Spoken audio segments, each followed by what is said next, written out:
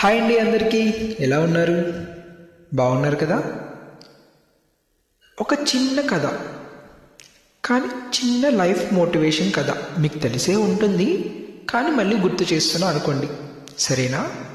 చిన్న స్టోరీ, ఓకేనా? మరి ఇంకా స్టార్ట్ చేద్దామా? అనగనగా ఒక ఊరు పేరు రామాపురం.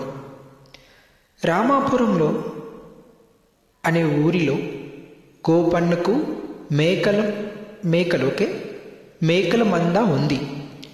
ఒకరోజు ఆ మేకలను మేత కోసం అడవికి తీసుకుని వెళ్ళాడు. ఆ మందలో ఒక మేకకు పిల్ల పుట్టింది.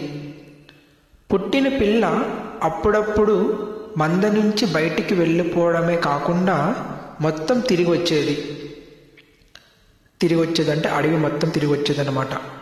ఆ విషయం గమనించిన తల్లి గట్టిగా హెచ్చరించింది మేకపిల్లను. హే, ఇంకొకసారిగా మందలో నుంచి బయటికి వెళ్ళావా, నీకు దెబ్బలు బాగా పడతాయని చెప్పి అన్నది. మందలో నుంచి బయటికి వెళ్తే అడవిలో చాలా క్రూర మృగాలుంటాయి, నీకేమైనా అయితే నేను తట్టుకోలేనని చెప్పి తల్లి పిల్ల మేకతో అంటుంది. అడవిలో క్రూర మృగాలు ఉంటాయి, మంద నుంచి బయటికి వెళ్ళొద్దని గట్టిగా హెచ్చరించింది. అయితే తల్లి తనపై కావాలనే కోపడుతుందని పిల్ల అనుకుంది. బయట చాలా అందంగా ఉంటుంది, తన సంతోషాన్ని అడ్డంకి చెప్తుంది. తల్లిపై కోపం పెంచుకుంది పిల్ల. అర్థమవుతుందా మీకు? బయట ప్రపంచం చాలా అందంగా ఉందంట మేకపిల్లకి, చాలా అంటే చాలా అందంగా ఉందంట. ఆ అందం ఎంత ప్రమాదకరం చూద్దాం. ఒకరోజు తల్లి చూడనప్పుడు మంద నుంచి బయటికి వెళ్ళిపోయింది ఆ పిల్ల. ఒంటరిగా తిరుగుతున్న పులికి కనిపించడంతో ఒక్క నిమిషంలోనే పంజా విసిరి మేకపిల్లను ఆరగించింది. మేకపిల్లని ఆరగించేసింది పులి.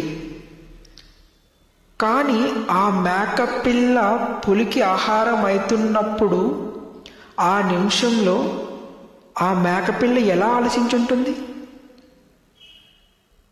మా అమ్మ మాట విని ఉంటే నాకు ఈరోజు ఈ పరిస్థితి వచ్చి ఉండేదే కాదు, నేను ఇలా చనిపోయేదాన్ని కాదు, ఇట్లా ఒక పులికి ఆహారం అయ్యేదాన్ని కాదు అని ఆలోచించి ఉంటుంది కదా.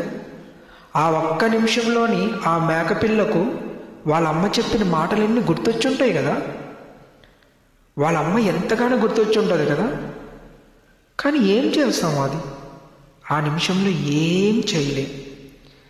ఒక్కసారి స్టెప్ ఇన్ అయిపోయిందంటే, ఒక్కసారి జరిగిపోయిందంటే అది నువ్వు సచ్చి గింజుకున్న వెనక్కి తీసుకొని రాలేవు. అయిపోయింది ఆ రోజుతో కథం.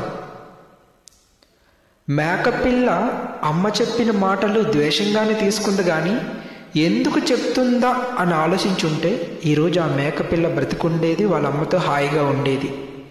ఇందులో నీతి ఏంటి తెలుసా? పెద్దలు ఏం చెప్పినా అది పిల్లల మంచి కోసమే, వాళ్ళ సంతోషాన్ని అడ్డుకోవాలని కాదు. తల్లిదండ్రులు ఎప్పుడు పిల్లల క్షేమం కోసం కోరుకుంటారు, కానీ అది మనం అర్థం చేసుకునే విధానమే వేరు.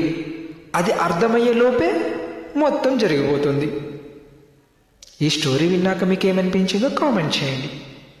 ఒకవేళ మీకు తెలిసిన స్టోరీ అయితే గుర్తు చేశా అనుకోండి. సరే, మరి వెళ్ళొస్తాం. బాయ్.